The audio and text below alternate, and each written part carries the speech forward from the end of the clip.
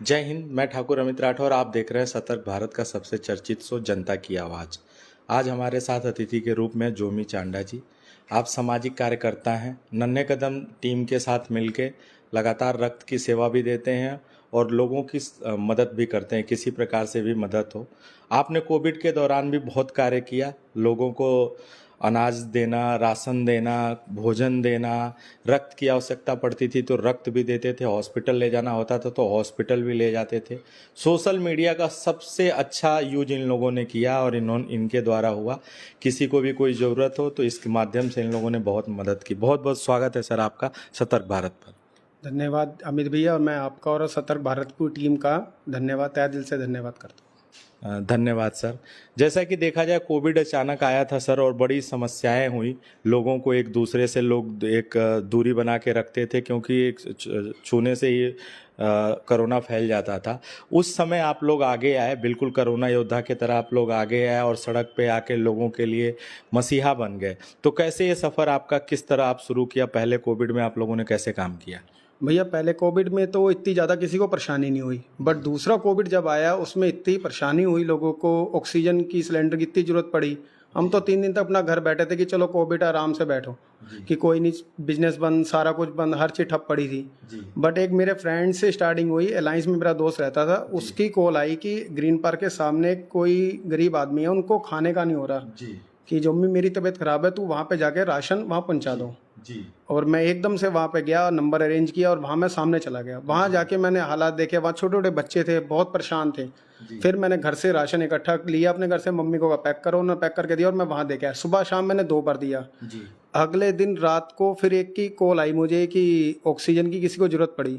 फिर हम धौलपुर में एक मेरे मिलने वाले थे, मैं अपने दोस्त विक्की आहूजा के साथ वहाँ पे ऑक्सीजन सिलेंडर रात को हमने 12 बजे वहाँ से उठाया और आगे हमने खटीमा तक वहाँ पहुँचाया। वहाँ लगा कि हमें, कि लोगों को, वो आगे बंदा रो रहा था, हमें लग रहा था कि शायद बहुत ही ज़्यादा परेशानी थी। धीरे धीरे आगे बढ़ते चले गए, लोगों को पता नहीं हमारे नंबर कैसे जाने स्टार्ट हो गए। फिर एक दूसरे का सोशल मीडिया एक हमारा जरिया बना लोगों से जुड़ने का, लोगों की हमारे पे कॉल आने लग गई। फिर किसी की कॉल आई, ऑक्सीजन की गैस भरवानी है, वो भरवानी है, हमें नंबर दे दो। फिर हमने जाके वहाँ पे अपने ऑक्सीजन सिलेंडर हमने वहाँ पे ऋतिक से अपने कह के हमने वहाँ पे सिलेंडर भरवाने स्टार्ट किए। फिर मेरे फ्रेंड की तबीयत ख़राब हुई, फिर उसको सुबह शाम गैस वो सिलेंडर पूरे भरवाने स्टार्ट करे। ऐसे ही सुबह शाम लोगों में लगे रहे, लोगों ने देखा, सोशल मीडिया हमारी पोस्ट पड़ती थी, हमारे पे कंटिन्यू कॉल आनी स्टार्ट हो गई।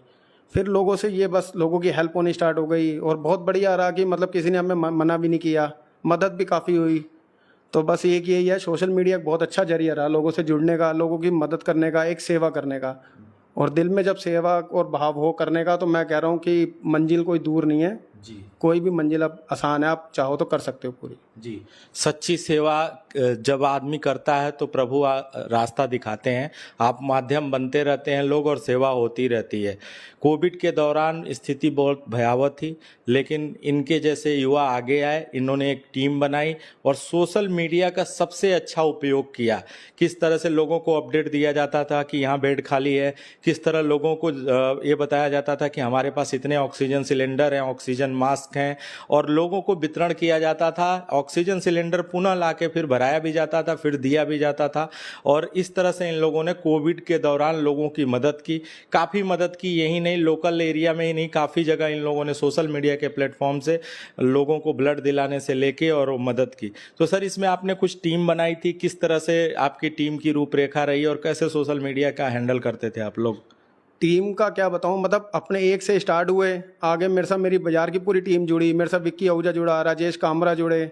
फिर सबसे बड़े हमारी जो टीम की सबसे बड़ी जो जड़ है वो है संजय ठुकराल। उनको तो ऐसा हो गया जैसे फ़ोन करो वो तैयार बैठे हैं काम के लिए। उनको फ़ोन करा, मिनट से पहले बैठ के अरेंज करा, उन्होंने 10 फ़ोन घुमाए कि हाँ जी चलो ठीक है, यहाँ पे आके बेड ले पहुँचा दो, यहाँ पे बेड अरेंज करा दिया। सिलेंडर की ज़रूरत पड़ी, बहुत लंबी भीड़ थी, फिर उन्होंने अपने स्तर से फ़ोन करने स्टार्ट किए। मतलब हम जब फ़ोन करते थे, संजय ठुकराल हो गया, विकास शर्मा भैया हो गए, फिर बाजार की पूरी टीम, राजेश कामरा, राहुल सरीन, आकाश भूसरी, बहुत मेरे साथ के थे। वो टीम 10-15 लोगों की ऐसे ऐसे जुड़नी स्टार्ट हो गई। फिर संजय चाचा लगे रहे। फिर उस बीच मेरी भी तबीयत ख़राब रही है, मेरे पे ऐसे कॉल्स आने लग गई। फिर मैंने अपने व्हाट्सअप से उनको नंबर देने स्टार्ट कर दिए। फिर मैंने अपने विक्की आहूजा को कहा, संजय चाचा को मैंने, संजय ठुकराल जी को मैंने कहा, मैं कहा मेरी तबीयत ख़राब है, आप ये नंबर अरेंज करो और लोगों की जो हेल्प है आप जितनी हो सकती है आप उतनी करो। और किसी ने कोई मना भी नहीं किया, जिसको अननोन को भी हमने फ़ोन किया तो मेरे ख्याल से जितना मैं जानता हूँ किसी ने मना नहीं करा। और नन्हे कदम टीम ने किसी को ब्लड की जरूरत पड़ी तो हमने नीरज रावत को फ़ोन किया और उसने भी हमें कोई मना नहीं किया। हम जब भी जो फ़ोन करा ठीक है मिनट से पहले अरेंज, कोई देर हो, रात के 2 बज रहे हो, 3 बज रहे हो, सुबह के 10-11 बजे हमने फ़ोन करा तो पूरी टीम लगी रही है हमारे साथ। जी, पूरी टीम बना के इन्होंने काम किया। संजय ठुकराल के बारे में बताया जाता है कि वो शहर में 108 के नाम से प्रचलित हैं और कभी भी किसी की आवश्यकता होती है तो 108 बाद में पहुंचती है, पहले संजय ठुकराल पहुंचते हैं और युवाओं के आदर्श हैं, युवाओं के लिए काफ़ी काम करते हैं। बिक्की आहूजा जी ये भी लगातार सेवा देते रहते हैं, मार्केट में बहुत सक्रिय रहते हैं, शायद व्यापार मंडल में भी आप पदाधिकारी हैं और हमेशा किसी के लिए आगे रहते हैं सभी लोग। नीरज रावत एक बहुत अच्छा नाम है यहाँ का समाज के लिए, समाज में हमेशा उन्होंने उत्थान के लिए काम किया है। ब्लड की आवश्यकता हो किसी को या किसी भी जरूरत पे वो सबसे पहले आके खड़े हो जाते हैं। इन लोगों को जैसे युवाओं को, इन लोगों को सतर्क भारत सैल्यूट करता है। आप लोग रियल हीरो हैं और इस समाज के लिए आप एक सीख हैं, एक आदर्श हैं, समाज को सीखना चाहिए।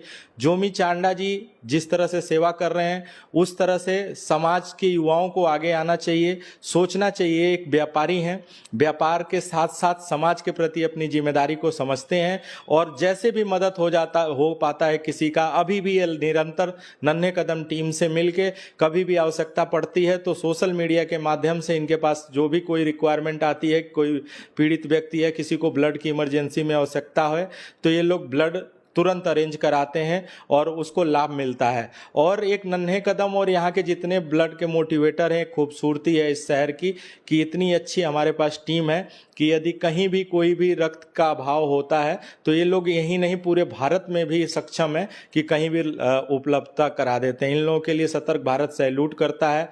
सर अभी किस तरह से आप लोग युवाओं के साथ मिलकर रूपरेखा कोई तैयार किए कि कैसे काम किया जाए या शहर के हित में क्या आपका सुझाव है कि शहर को अपना और आगे ले जाया जाए और सेवा की जाए? देखो ये मेरे अकेले करने से नहीं कुछ नहीं होगा, ये सबको एक एक करके आगे निकलना पड़ेगा, सबको अपना अपना पूरा योगदान देना पड़ेगा।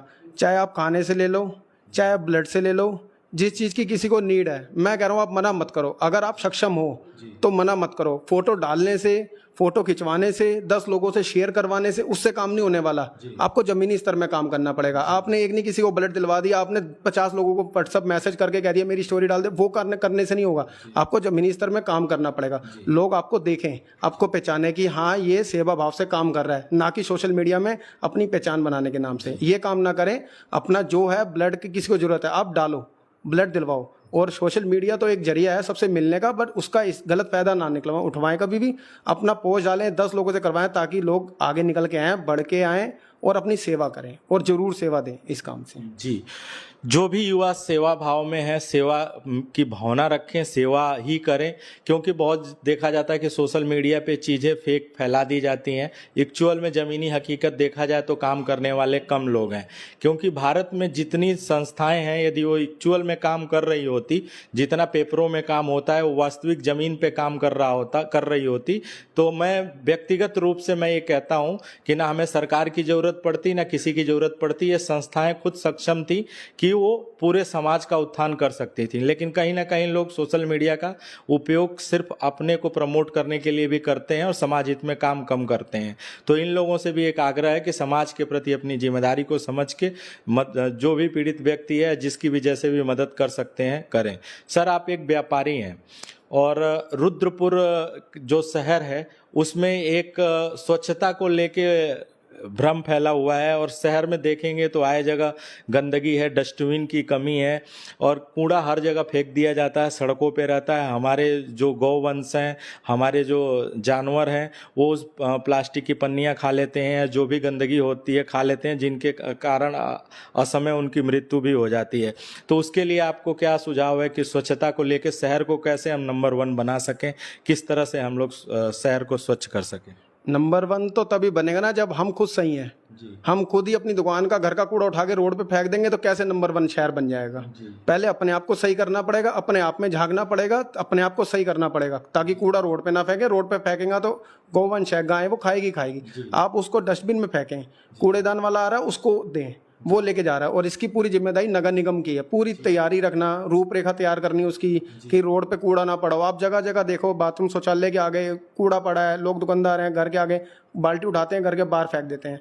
आप उस चीज़ पे वो काम ना करें। गाड़ियाँ आ रही हैं, नहीं आ रही तो नगर निगम से आप कंप्लेन करें ताकि वो अपनी गाड़ियाँ हर वार्ड में अपने हिसाब से भेजें और कूड़ा उसी में फेंकें। जी, बहुत अच्छे से सर ने बताया। हमें भी अपनी जिम्मेदारी समझनी चाहिए, क्योंकि कूड़ा फेंकने वाले हम ही लोग होते हैं। जो नाले जाम हैं, जो हमारी कल्याणी नदी आज बिल्कुल कूड़ेदान में तब्दील हो गई है, तो ये हम ही लोग कूड़ा फेंक देते हैं। हम इंतजार नहीं करते हैं गाड़ियों का, ना हम नगर निगम पे दबाव डाल पाते हैं कि हमारी नियमित गाड़ियां आएँ, हमें जितनी डस्टबिन की आवश्यकता हो वो डस्टबिन हमें मिले। और कूड़े को भी हम लोग डिफाइन नहीं करते, कोई भी आया हम फेंक देते हैं। कूड़े का भी अभी एक हमारे साथी ग्रुप के लोग आए थे, तो वो लोग भी कूड़े का महत्व बता के गए कि कूड़ा भी एक इनकम का जरिया बन सकता है। यदि आप कूड़े को अलग अलग, प्लास्टिक का कचरा अलग रखें, गत्ते को अलग रखें और उसको बेच दिया जाए, तो उससे भी एक अच्छा खासा अमाउंट मिल जाता है और वो रिसाइकल हो जाएगा। पर्यावरण सुरक्षा के लिए सबसे महत्वपूर्ण है, क्योंकि गंदगी जाएगी नहीं, प्रदूषण फैलेगा नहीं, और वो रिसाइकल होकर उससे दाने बन जाएंगे और कहीं ना कहीं उपयोग में हो जाएगा और स्वच्छता के लिए हमें बहुत ही मददगार होगा। तो सर, हमारे सतर्क भारत में काफ़ी युवा दर्शक हैं, आप ही यूथ आइकन हैं। आप लगातार युवाओं को सोशल मीडिया से जागरूकता भी फैलाते हैं। उस समय भी आपने जागरूकता किया था कोरोना में, मास्क के लिए आप लोगों ने शायद पेंटिंग वेंटिंग भी अच्छे से किया था। तो अभी सतर्क भारत के सबसे युवा दर्शक हैं, उनसे क्या आप कहना चाहेंगे कि वो सेवा भाव से जुड़ें और मुख्य धारा से जुड़ पाएँ? मैं तो बस इतना ही कहना चाहूँगा, सेवा भाव से जुड़ें, निस्वार्थ काम करें और आगे बढ़ के हैं, ना कि सोशल मीडिया पर ज़्यादा पोस्टें डालने पर रहें कि एक आपने किसी को ब्लड दिलवा दिया या ब्लड दे दिया, अब 10-10 पोस्टें डलवाओ। वो काम तो बात का बात है ना। सोशल मीडिया हमें भी पता है, सबको पता है कि एक जरिया है मिलने का, बट ऐसा नहीं है ना कि आप फोटो डालें, सारे काम करते रहें। बट उसका काम करें, आप ज़मीनी स्तर पर काम करें, लग के करें। जैसे गौ रक्षा दल की टीम है विराट आर्या, वो लगा हुआ है पूरे तरीके से, सुबह दोपहर शाम आप कभी भी कॉल करो, अगला अपनी गाड़ी लेके पहुंच जाता है। बट आप ये देखो ना, जितना उसका काम है वो अपना काम कर रहा है। रात को 2 बजे फ़ोन कर दो बेचारे तब भी चले जाते हैं। अब उसका सारा गोरक्षा दल का सारा देखना, कुछ जिम्मेदारी इनकी भी है, सरकार की भी है, वो भी इस चीज़ पे ध्यान दें। आए दिन एक्सीडेंट हो रहे हैं, तो ये सरकार को देखना पड़ेगा। पूरा रोड मैप इनका तैयार करना पड़ेगा, ताकि जितनी रोड पे गौ माता घूम रही है इनको एक सुरक्षित जगह पे लेके जाएं। उनका चारे का इंतजाम सारा, भाई गौर विराट तो अपना जो अपने जिस हिसाब से काम कर रहा है वो कर रहा है। सरकारी जिस हिसाब से उसको मदद मिल रही है या नहीं मिल रही, चाहे वो अपनी जेब से कर रहा है, चाहे जितनी लोग उसको हेल्प कर रहे हैं, जितनी मदद कर रहे हैं वो कर रहा है। बट लोगों को भी देखना पड़ेगा, सरकार को भी ये चीज़ देखनी पड़ेगी, तभी जाके कुछ होगा। और आगे जाके अपना सबका मोटिवेशन यही है कि एक दूसरे की मदद करना स्टार्ट कर दें। जी, जहाँ तक देखा जाए कि गौ सेवा की बात आती है, तो विराट आर्या एक बहुत बड़ा नाम है इस शहर के लिए। 24 घंटे 24 आवर्स वो लोग गौवंश की सेवा करते हैं। लगातार 24 घंटे कहीं भी ज़रूरत पड़ जाती है किसी भी क्षेत्र में, तो इनकी एक बड़ी टीम है, लगातार करते हैं। सतर्क भारत इनको सैल्यूट करता है। विराट आर्या का नाम आया था सर, तो इसमें देखा जाए कि एक हमारे शहर का एक दुर्भाग्य भी है कि गौवंश को एक गौ माता का दर्जा दिया गया है और हमारे यहाँ कोई गौशाला नहीं है, कोई इनके लिए अस्पताल ऐसा नहीं बनाया गया है कि इनका तुरंत इलाज हो जाए। एम्बुलेंस की व्यवस्था नहीं है कि कहीं इनके लिए तुरंत ले जाके कहीं घायल हैं। ये जो लोग करते हैं अपने व्यक्तिगत, अपने इनके द्वारा किया जाता है। तो इसमें क्या गौशाला को लेकर राजनीतिकरण हो गया या क्यों नहीं बन पाया, जबकि सुनने में आता है कि यहाँ पे ज़मीन भी अलाट हुई थी और वो बन नहीं पाया? वो सारा कुछ ठीक है, लेकिन आज के जो मौजूदा विधायक हैं ये चीज़ उनको देखनी चाहिए। विराट को वहाँ पे लिखित में लेकर सांसद जी पे, और जो यहाँ के मौजूदा विधायक हैं रुद्रपुर के, उनके पास जाना चाहिए और उनको इसका हल निकालना चाहिए। क्योंकि काफ़ी टाइम हो गया इसको देखते देखते, करते करते, और अभी तक कोई ऐसा नहीं आया अभी तक कि इसमें क्या हो सके। ना कोई जगह हुई है, अलाउड हुई है, तो उसमें कुछ आगे कार्यवाही नहीं हुई। कार्यवाही तो हो उसमें, आगे जगह तो मिले। विराट अकेला लेके कहाँ भागता फिरेगा? गाड़ी एक मिली हुई है, उसमें कोई ऐसी एम्बुलेंस नहीं मिली जहाँ पे लेके भागे। एक गाड़ी, एक में एक ही गाय तो रखेगा। अब ये तो है नहीं कि हर गौवंश हर किसी को उठा उठा के जाएगा। तो जो मौजूदा शहर के जो विधायक हैं उनको ये चीज़ें देखनी पड़ेंगी सारी, ना कि आराम से बैठे अपना काम देखें और इसको विराट के लिए करें कि हाँ ये आपको ज़मीन अलॉट करी है, आप इसमें जाके पूरा बना के पूरा रोड मैप तैयार करके ये दें, भाई यहाँ पे ये जगह बना दी है, अब आज के बाद जो होगा सारा काम यही होगा। और मेरे लिए मैं तो ये चाहता हूँ कि बहुत अच्छा काम हो जाएगा अगर ये काम हो जाएगा तो विराट के और उनकी गोरक्षा दल की पूरी टीम के लिए। जी, पूरे शहर के लिए अच्छा हो जाएगा यदि हम निवेदन करेंगे जो भी जिम्मेदार लोग हैं उनसे कि एक गौशाला यहाँ बनाई जाए। जो गौवंश सड़कों पे रहने के लिए मजबूर है। कई बार एक्सीडेंट के कारण भी हो जाते हैं, कई बार वो चोटिल हो जाती हैं, कई बार उनकी वजह से और लोग चोटिल हो जाते हैं, उनकी जान भी चली जाती है। तो एक गौशाला हो जाएगा तो ये व्यवस्थाएं सब सही हो जाएंगी और जो गौ रक्षक दल के लोग हैं उनके लिए भी आसानी हो जाएगी, उनका इलाज कराने में, उनको रखने में। अभी एक छोटी सी जगह शायद नगर निगम से मिली है, वहाँ पे वो लोग किसी तरह से सर्वाइव कर रहे हैं। ये दुर्भाग्य है कि इतना अच्छा औद्योगिक राजधानी है हमारी और उसके बाद भी हम इस तरह से जो मूलभूत सेवाएं हैं उससे हम दूर हैं। तो कहीं ना कहीं हमें और आगे बढ़ने की ज़रूरत है, हमें और हाईटेक बनाने की ज़रूरत है अपने शहर को, स्वच्छता को लेके और सारी चीज़ों में। तब हम आगे जा सकते हैं, तब हमें समाज को मजबूत कर सकते हैं। सर, सतर्क भारत के माध्यम से आप क्या अपील करना चाहेंगे, या जो हमारे दर्शक हैं उनको क्या मैसेज देना चाहेंगे? मैं तो पे एक छोटी सी बात और कहना चाहता हूँ। आप रुद्रपुर में शहर में आप निकलो, जगह जगह गलियों में ठेलियां लगी हुई हैं। आप उसकी पूरी गंदगी आप नालियों में जाके जमीनी स्तर पे जाके देखें। मेयर साहब देखें, शायद परसों आप इंदिरा कॉलोनी गए थे, उन्होंने देखा नालियों में कूड़ा ऐसा भरा हुआ था। वो एक गली है, मैं कह रहा हूँ पूरे शहर में आप निकल के तो देखो, हर गली में एक बार जाओ सही, जहाँ जहाँ ठेलियां लगी, आवास का है, कैंप है, इंदिरा कॉलोनी है, सिंह कॉलोनी, आप जाओ रोड पे देखो ठेली लगा के रखे हैं और पीछे उन्होंने डस्टबिन, कूड़ा, एक छोटी सी बाल्टी रखी और कूड़ा देखो अब नालियों में भरा हुआ है। तो गंदगी कहाँ से हटेगी? इस पे जुर्माना लगाया जाए ताकि दोबारा ये गलती ना करें, या उनको एक बार कह के या तो छोड़ दिया जाए दोबारा, या वहां पे दोबारा जाए। जितने भी वो हैं नेता, ये सब एक बार जाते हैं, दोबारा वहां देखते ही नहीं है। जाके देखे तो सही गंदगी कौन कर रहा है, अपने ही तो कर रहे हैं। फिर ये या तो बंदा खुद अंदर से जागरूक हो जाए कि हमें ये गंदगी नहीं करनी, हमने जितना कूड़ा है पन्नी में पैक करना और जाके कहीं और फेंकना है जहाँ इसकी जगह निर्धारित की है। आप नालियों में फेंक दोगे तो वहां से गंदगी है, बीमारियां स्टार्ट हो जाएंगी। तो ये तो सब खुद ही, मैं वही तो कह रहा हूँ, बंदे को पहले अपने आप में झांकना पड़ेगा, अपने आप को सही करना पड़ेगा, आप दूसरों को तब कह सकोगे। जी, कहीं ना कहीं जब सफाई की बात आती है तो बहुत से राजनीतिक लोग हैं जो फोटो सेशन पे विशेष ध्यान देते हैं। सिर्फ फोटो सेशन होता है, एक दिन झाड़ू पकड़ लेने से, एक दिन कल्याणी नदी में खड़े होकर फोटो सेशन करा लेने से कल्याणी नदी का कल्याण नहीं होने वाला है, ना हमारा राज्य स्वच्छता, हमारा शहर स्वच्छता में आगे आने वाला है। हमें भी जागरूक होना होगा और राजनीतिक जो व्यक्ति हैं, जो जिम्मेदार व्यक्ति हैं, उन्हें भी जागरूक होने की ज़रूरत है। हमें कुछ सख्त कानून बनाने पड़ेंगे। जो लोग, जैसे ये जो ठेली के लोग हैं, ये लोग जो कचरा कहीं भी डाल देते हैं, इनको भी पनिशमेंट हो। जो भी दुकान वाले लोग हैं या जो भी घर वाले लोग हैं, यदि उनके बाहर की नाली जाम है तो उन पे एक पेनाल्टी की व्यवस्था की जाए, उनका चालान कटे प्रॉपर वे में। एक बार शहर में इस तरह की व्यवस्था बन जाएगी, लोगों के अंदर डर हो जाएगा, क्योंकि बहुत से काम लोग डर के ही करते हैं। जैसे पुलिस के डर से लोग हेलमेट लगाते हैं, वैसे ही आपकी डर की वजह से लोग डस्टबिन में कूड़ा डालने लगेंगे और हमारे शहर को स्वच्छ बनाने में ये बहुत ही अच्छा योगदान होगा।